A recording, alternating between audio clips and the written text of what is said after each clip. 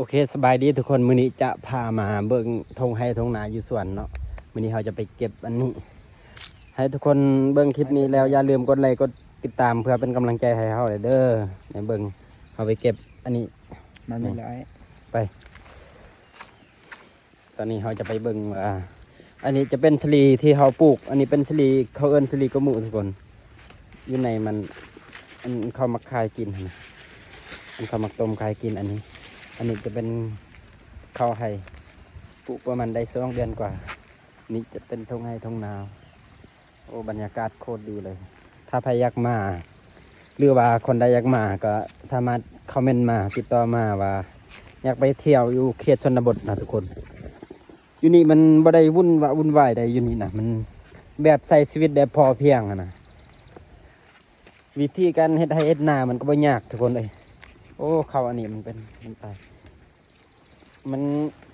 เอาเฮ็ดนะมันแบบเอาก็เฮ็ดไปนำมันมีความสุขไปนำบางเทื่อมันก็มีทั้งสุขทั้งทุกข์นะทุกคนแบบใครคือเขาอยู่ในเมืองนะอยู่ในเมืองบางเทื่อเขาก็มีทั้งสุขทั้งทุกข์นะบางเทื่อไปไอ้ลินใครอันนี้จะเป็นตูบเวลาไปให้ไปนามันจะมีตูบแบบนี้เข้าไปเขาเฮ็ดตูบมันไทยไว้เวลาเพื่อพักผ่อนนะเนี่ยอันนี้เป็นข้าวให้นี่โคตรงามเลยอันนี้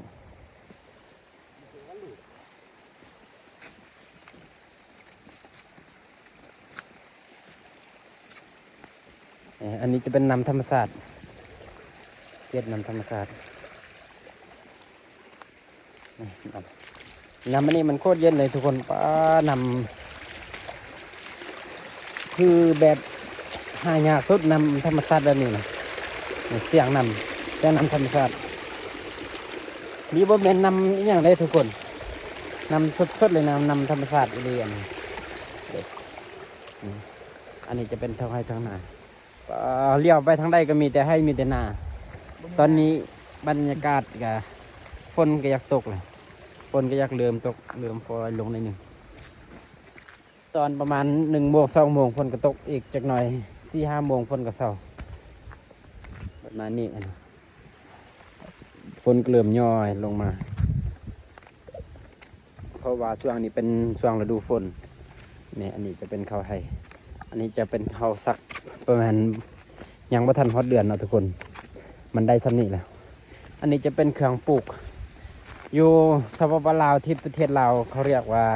มักหน่อยเขาเอิ้นว่ามักหน่อยนะทุกคนเด้อันนี้เวลาเขาแกงกินใส่อันนี้อันนั้นแซ่บโอ้เข้าวิน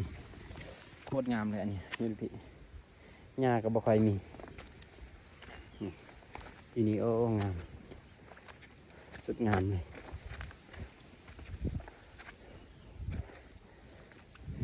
เก็บตรงไหนตรงไหน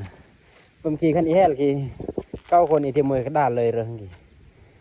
มันเราที่โอ้เทียมมือกระดานเรื่องกี่มือกระดานเรื่องไหนซ้ำยำสวดนี่พอดี4 โมง 5 โมงอีซ้ำที่ใหญ่นี่อันนี้เขาอยู่เทิงเมื่อกี้เขาเสียหญ้าแล้วในอันพุ่นมันเขาไปเก็บมัน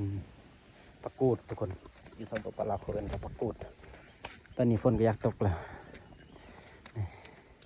โอ้เมื่อยสุดขึ้นดอยเมื่อกี้ขึ้นดอยเขาไปเก็บเมื่อยบ่เมื่อยอยู่ทงไห้ทงนาใช้ชีวิตแบบนี้แหละทุกคนแต่ว่ามันก็คนมีความสุขได้ใช้ชีวิตแบบพอเพียงตอนนี้เขาจะพาไปเบิ่งอยู่โอเคทุกคนคลิปนี้ก็จบไปสำนี้เนาะทุกคนอย่าลืมกดไลค์กดแชร์เพื่อเป็นกำลังใจให้เรา2 คนนะเด้อเพื่อจะได้แจ้งเตือนคลิปหน้าโอเคบ๊ายบายสบายดี